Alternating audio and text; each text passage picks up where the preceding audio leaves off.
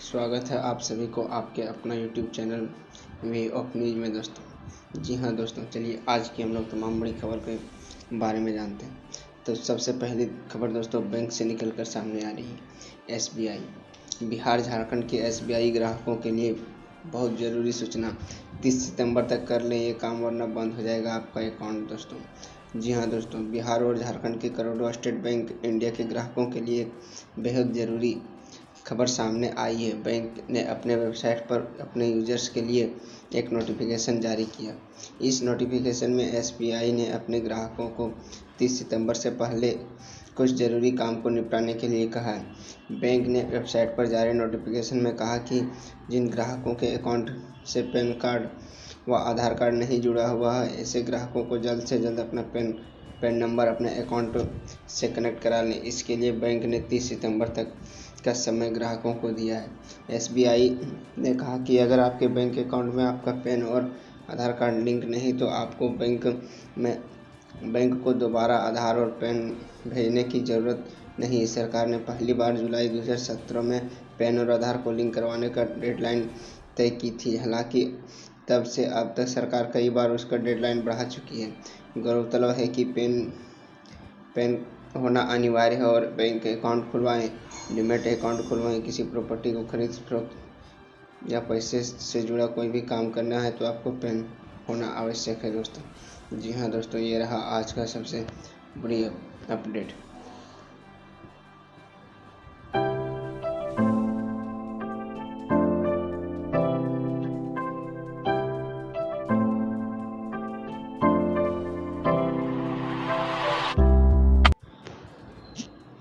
PM किसान care fund में दोस्तों फर्जीवाड़ा में 3000 करोड़ रुपए का जो किसान योग्य नहीं था उसके खाते में ट्रांसफ़र किया गया दोस्तों।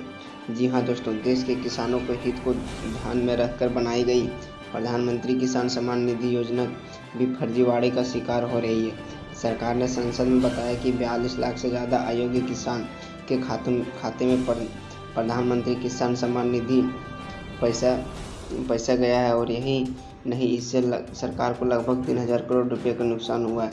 कृषि मंत्रालय की ओर से एक सवाल के जवाब में संसद के भीतर यह जानकारी दी गई कि साथ ही साथ बताया गया कि जिन अयोग्य किसानों के खाते में यह पैसा गया उनसे रिकवरी की कोशिश की जा रही है। ऐसे सबसे ज़्यादा मामले पूर्वोत्तर के असम में आए, जबकि 8,35,000 से ज़्यादा अयोग्य किसान के खाते में लगभग 554 करोड़ से ज़्यादा की रकम गई है। इसी तरह दूसरे नंबर पर तमिलनाडु रहा, जहां के 7,22,000 से ज़्यादा अयोग्य किसानों के खातों में करीब 340 करोड़ रुपए गए। तीसरी नंबर पर किसानों का राज्य कहा कि पंजाब रहा। पंजाब में करीब 5,62,000 से ज़्यादा अयोग्य किसानों के खातों में 437 करोड़ रुपए से ज़्यादा रकम गई दोस्तों। महाराष्ट्र में 357 करोड़ रुपए ट्रांसफ़र हुआ। वहीं अगर रकम के लिहाज से देखें तो इस फर्जीवाड़ा में सबसे ज़्यादा नुकसान असम में हुआ है, जहां 554 करोड़ रुपए से ज़्यादा अयोग्य किसानों के खाते में ट्रांसफ़र किया गया। दूसरे नंबर पर पंजाब है दोस्तों और तीसरे नंबर पर महाराष्ट्र। जी हाँ दोस्तों, ये रहा पीएम किसान फंड का न्यूज़ दोस्तों।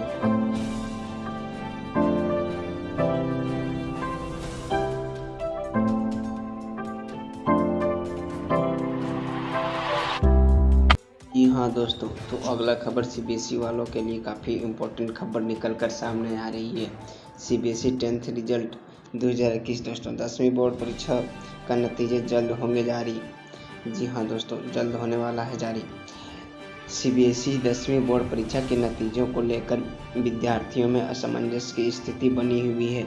देश के लाखों छात्रों ने केंद्रीय माध्यमिक शिक्षा बोर्ड सीबीएसई के नतीजे का ऐलान में प्रतीक्षा कर रहे हैं। 10वीं बोर्ड के रिलीज की आधिकारिक तिथि 20 जुलाई निर्धारित की गई थी।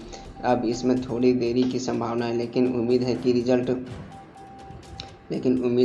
रिजल्ट बहुत जल्दी ही आने वाली है दोस्तों।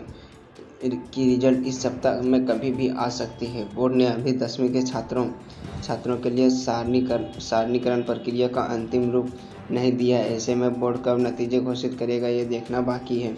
परीक्षा नियंत्रण संजय भारद्वाज ने कहा कि कुछ स्कूलों में अभी तक सभी छात्रों के अंक जमा नहीं किए गए, इसलिए बोर्ड इस हफ्ते परिणाम जारी नहीं करेगा। इंडियन एक्सप्रेस की प्रकाशित रिपोर्ट के मुताबिक कहा गया कि जब इस हफ्ते नतीजे नहीं आएंगे। रिपोर्ट में कंट्रोलर के हवाले में से यह भी कहा कि जिन स्कूलों की प्रक्रिया पूरी नहीं की है उसके लिए सर्कुलर और नोटिस जारी किया गया है। सीबीएसई बोर्ड के सभी संबद्ध स्कूलों को प्रिंसिपल को निर्देश दिया था कि वे पोर्टल पर स्टूडेंट का नंबर 12 जुलाई तक संशोधित कर लें।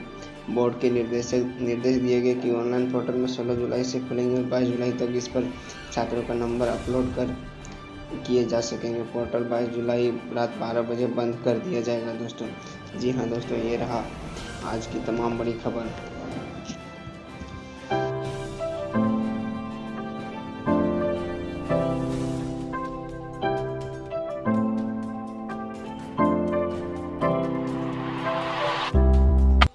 जी हाँ दोस्तों, तो अगला खबर बकरीद को लेकर आ रहा है दोस्तों। बकरीद पर ढील, सुप्रीम कोर्ट ने केरल सरकार को लताड़ा, कहा है अगर संक्रमण फैला तो कार्रवाई होगी।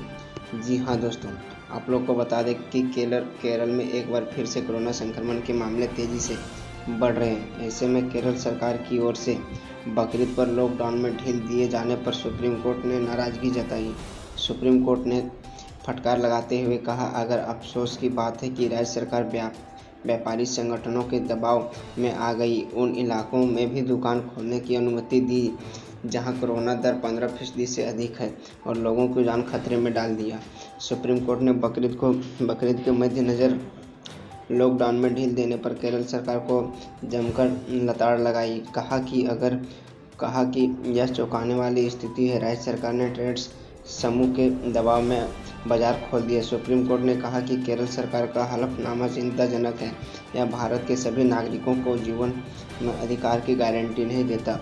केरल सरकार ने बकरीद के अवसर पर इस तरह की छूट देकर देश के नागरिकों के लिए राष्ट्रव्यापी महामारी के जोखिम को बढ़ा दिया है। जी हाँ दोस्तों, सुप्रीम कोर्ट ने कहा कि हम केरल सरकार को संविधान के अनुच्छेद 21 के तहत निहित जीवन के अधिकार पर ध्यान देने का निर्देश देते हैं। साथ ही कहा कि अगर बकरीद के लिए राज्य द्वारा दी गई ढील से कोविड-19 का प्रसार हुआ तो उस पर कार्रवाई की जाएगी दोस्तों।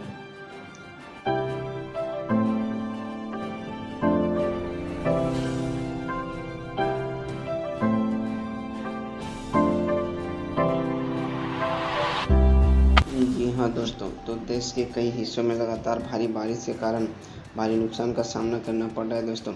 झमाझम बारिश, पटियाला में घर की छत ढहने से एक ही परिवार के 4 लोगों का मौत।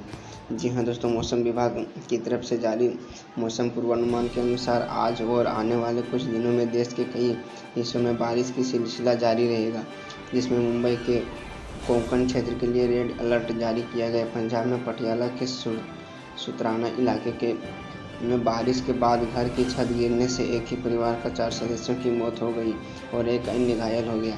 पुलिस के मुताबिक यह घटना सोमवार रात सुतराना के मटोली गांव की है। बारिश के कारण घर की छत गिर गई। उस वक्त परिवार के सभी सदस्य सो रहे थे। इधर उत्तराखंड में लगातार हो रही बारिश से गंगा की जलस्तर में बढ़ोतरी होने लगी है। सोमवार को उत्तराखंड के ऋषिकेश में गंगा के जलस्तर में रविवार की तुलना में आधे मीटर तक का बढ़ोतरी दर्ज की गई।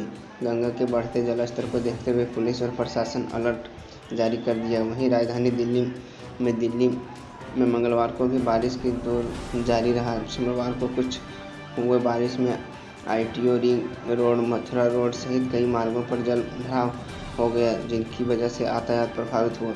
वहीं पुल प्रहलादपुर में जलमग्न रेल अंडरपास के सेल्फी लेते एक व्यक्ति को डूबने से मौत हो गई।